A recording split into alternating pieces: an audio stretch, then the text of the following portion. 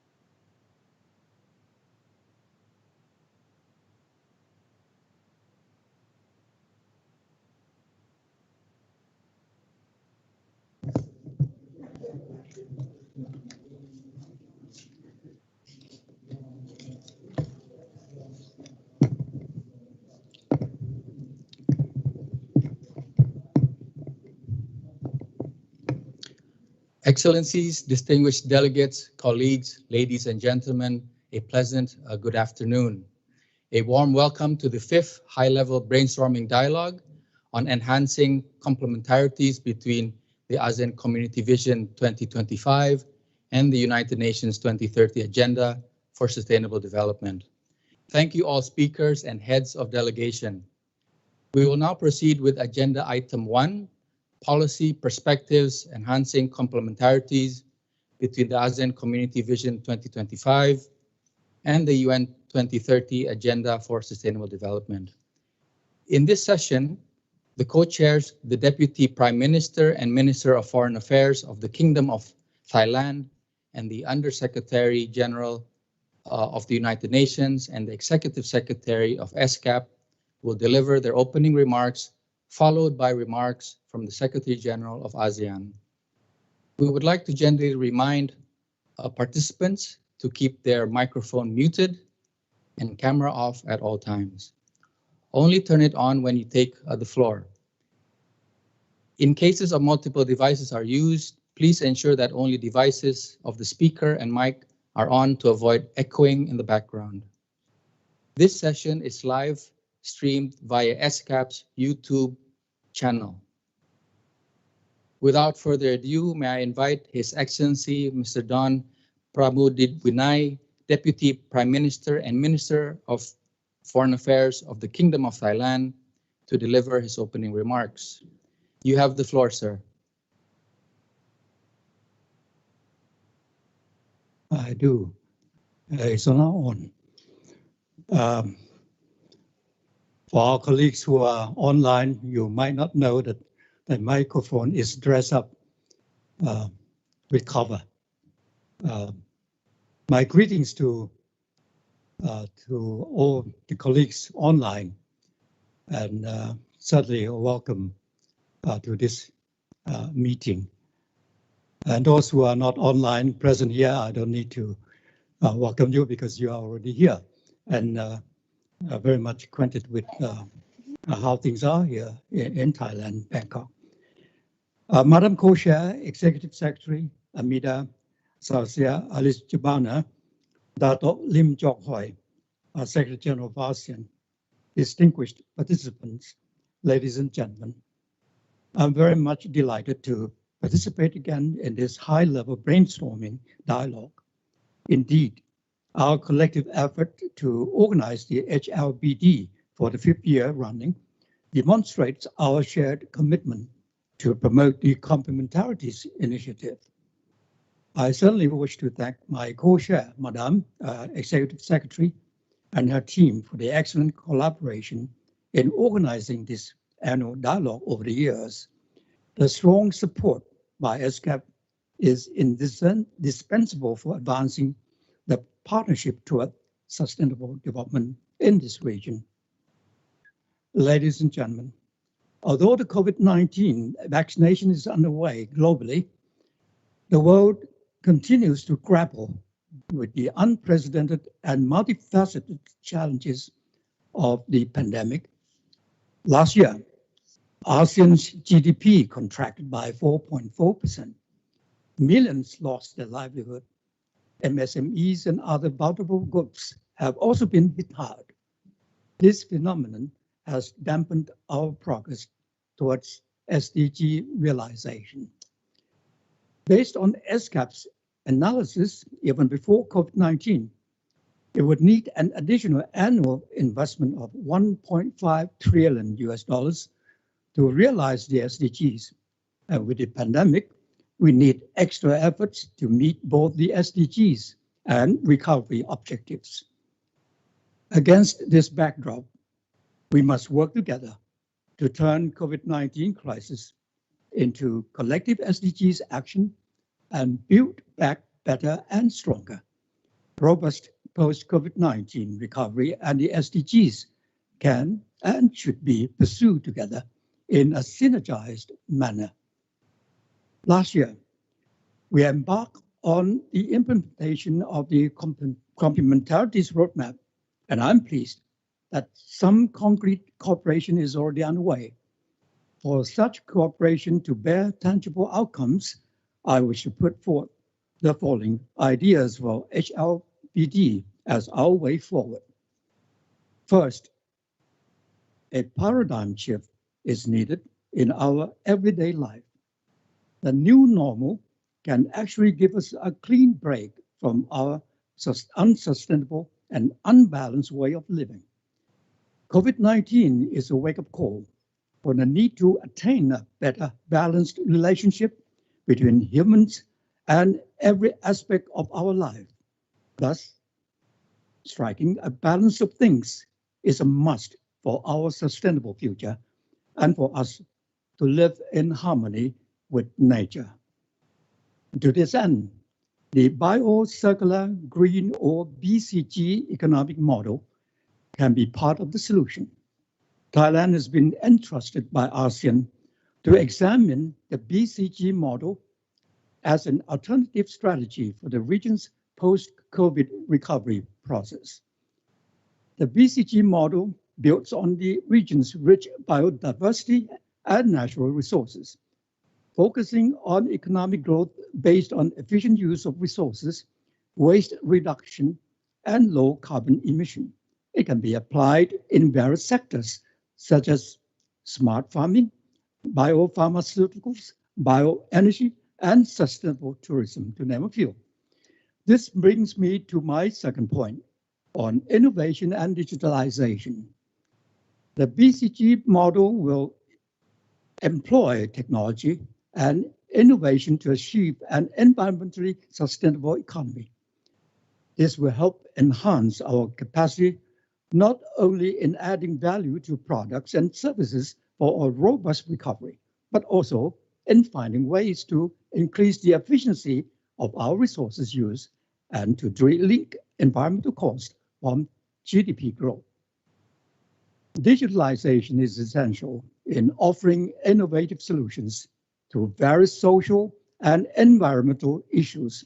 With it, we can create smart cities that have timely monitoring of our air pollution and urban climate, as well as promote a healthy population through predictive healthcare and telemedicine. Advancements in digitalization will shape our approach to global challenges. We must embrace and harness digital technologies in response to the evolution of our ecosystem and way of life. Now, my third and final point is enhanced partnership. In order to advance the sustainability agenda, the BCG model will harness partnership from all sectors in the form of public-private people partnership, a multi-stakeholder partnership on mobilizing funds for environmentally friendly investments such as green bonds and blue finance should be further promoted. Equally important is fostering cooperation and partnership among states to serve the interests of people. Right now, we see a lot of stories about confrontation in the news. The world would have a lot more to gain if we can turn the energy wastefully expended in perpetuated conflict into collaboration. That way, we can create a peaceful environment which is conducive to economic recovery, where we can achieve an equitable, balanced, and sustainable growth. Ladies and gentlemen, we should not let this pandemic discourage us from taking a more balanced and sustainable growth path. I hope that what I have shared with you could offer some food for thought for today's discussion and future concrete joint actions. Sustainable development means our way of life should not compromise the needs of future generations. The time is now for us to take less from our children and grandchildren and leave them a legacy where they can enjoy a good, if not better, quality of life on this planet. With that, I wish this meeting every success and look forward to its fruitful outcome. Thank you very much, colleagues. Thank you, Your Excellency. May I now invite Her Excellency Ibu Armida Salsia Alisabana, Undersecretary General of the United Nations and the Executive Secretary of ESCAP, to deliver her remarks. You have the floor, Ibu. Excellency Mr. Don Pramudwinai, Deputy Prime Minister and Minister of Foreign Affairs of the Kingdom of Thailand, Excellency Dato Lim Jock Hoi, Secretary General of ASEAN, Excellencies, distinguished delegates, ladies and gentlemen, welcome to the 5th high-level brainstorming dialogue organized by the Ministry of Foreign Affairs of the Kingdom of Thailand and ESCAP.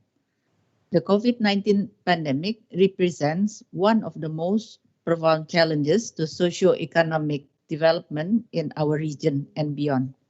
The ongoing pandemic-induced crisis has underscored the importance of harnessing multilateral partnership in our recovery plan and program. ESCAP, along with UN family, has been working closely with the governments in our region in promoting and enhancing regional cooperation. To recover better together, it is more important than ever to support effectively and sustainably in gaining regional momentum back for advancing the 2030 agenda, while building our economies inclusive and societies resilient. I am pleased to inform that we have been able to assess the pandemic's impact, devise immediate socio-economic response, and develop solution-oriented plans for a sustainable recovery. As the coordinator of the economic and socio-cultural pillars of the ASEAN UN Plan of Action, ESCAP has been focusing efforts to ensure that COVID-19 response and recovery strategies would not happen at the expense of progress towards the achievement of SDGs. Ladies and gentlemen, since the onset of COVID-19 pandemic, ASEAN ESCAP have been able to scale up coordination to support our member states.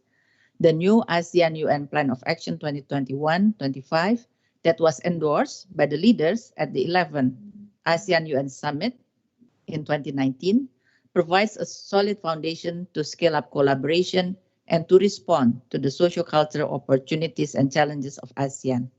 The Plan of Action identifies an actionable framework for both the UN and ASEAN to develop joint program and activities. The UN Secretary General at the summit expressed our support to the ASEAN Comprehensive Recovery Framework and readiness to work with ASEAN member states to build resilience, improve preparedness, and safeguard the environment, calling the pandemic an opportunity to build back better. This is a key planning document for UN entities to deliver on joint actions on the ground for people, planet, and prosperity. By forging a strong regional development partnership, our joint work is clearly showing tangible results. The 5th Asian Pacific SDG Progress Report 2021 highlights that the region is falling short of its 2020 milestone for all the 17 Sustainable Development Goals. The region has made significant progress in good health and well-being, or Goal 3, which may partly explain its relative success in reducing the health impact of COVID-19 pandemic on its population. Yet, despite these hard-won gains, the region continues to face challenges, such as providing an adequate healthcare workforce, reducing premature death, and improving mental health. In the ASEAN, the report indicates that member states are making significant progress on several SDGs, such as no poverty, or Goal 1, quality education, Goal 4, clean water and sanitation, Goal 6, and industry, innovation, and infrastructure, or Goal 9. However, with respect to the other goals, progress needs to be further accelerated, such as climate and environment-related areas, or Goal 13, which are distressingly regressing. Ladies and gentlemen, ESCAP has been engaging with ASEAN extensively on the development of recovery framework that is fully aligned with the ambitions of the 2030 agenda, including through a series of high-level dialogue. For example, ESCAP participated in the first ASEAN Socio-Cultural Community, or ASCC Partnership Conference organized by the ASEAN Secretariat.